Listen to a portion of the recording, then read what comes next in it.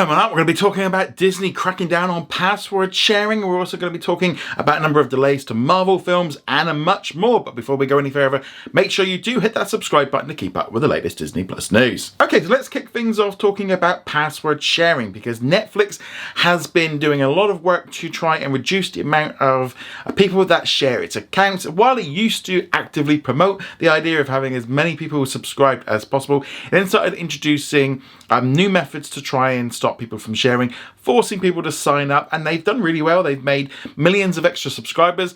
And the ones that they lost, well, essentially they looked at it as they weren't paying anyway, so that wasn't really much of a loss, and they managed to get more money out of it. And it looks like Disney's going to be doing something slightly similar, because Reuters is reporting that Disney are going to be doing something with Disney Plus Hotstar in India, where they're going to be turning on a limitation that they initially announced that would be part of Disney Plus Hotstar and Disney Plus around the world years ago, but haven't really been enforcing it.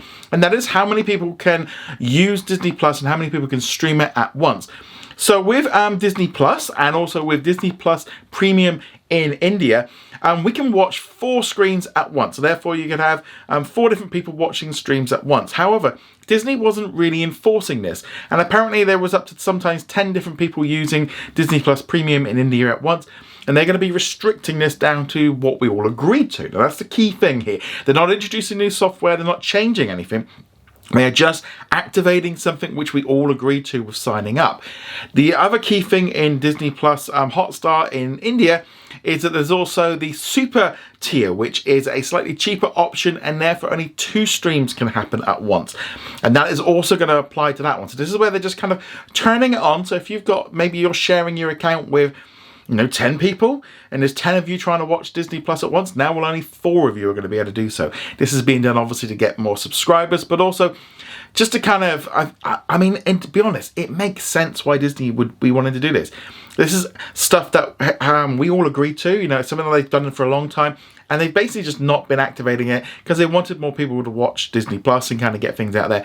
Things are changing as they're looking for profitability. Does that mean Disney might do some more restrictions in the future, like Netflix? I wouldn't be at all surprised. I think all streamers are probably going to follow that.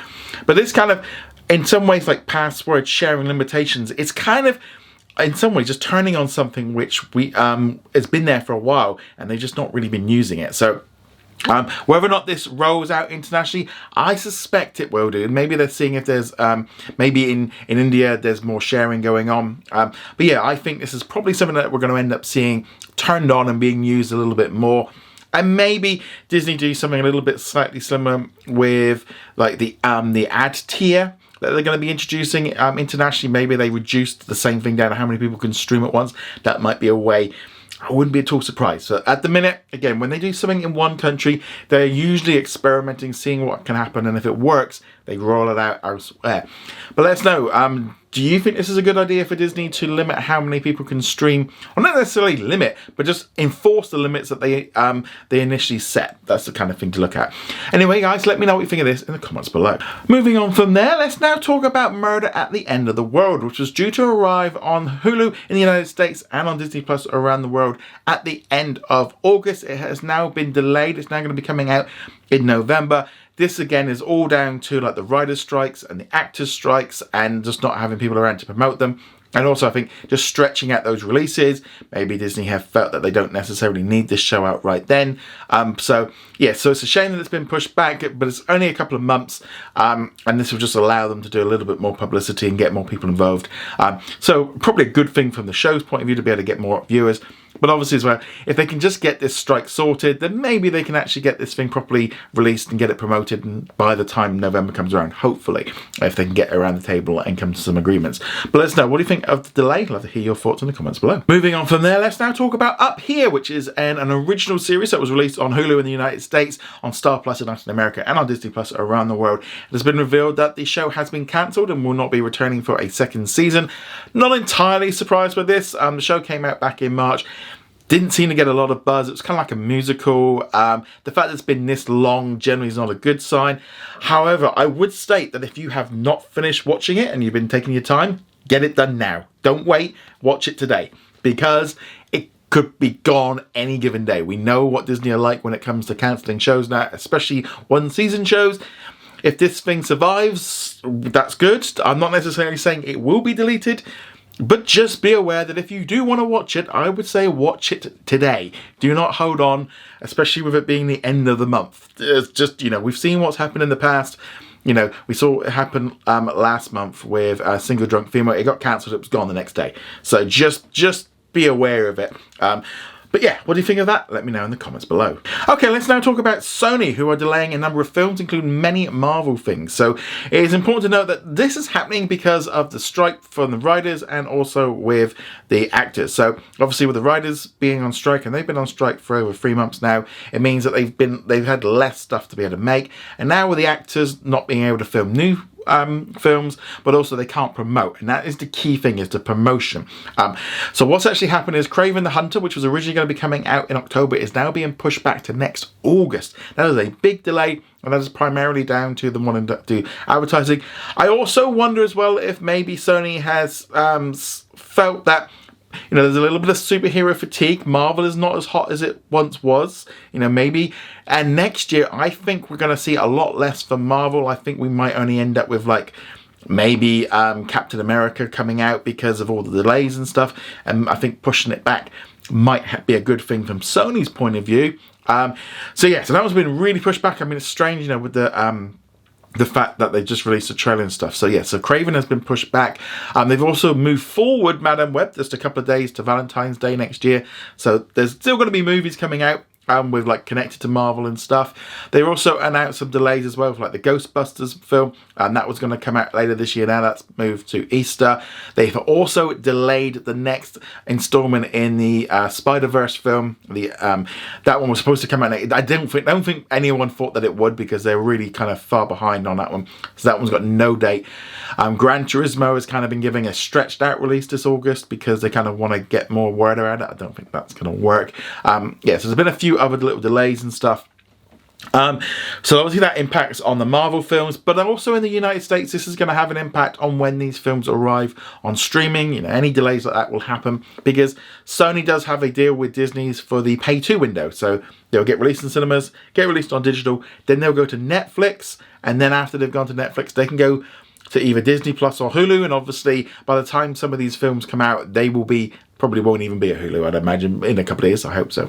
But so there has been some delays. But let me know, what do you think of all of this? Do you think that's a good idea? Do you think it's a bad idea? Just let me know in the comments below.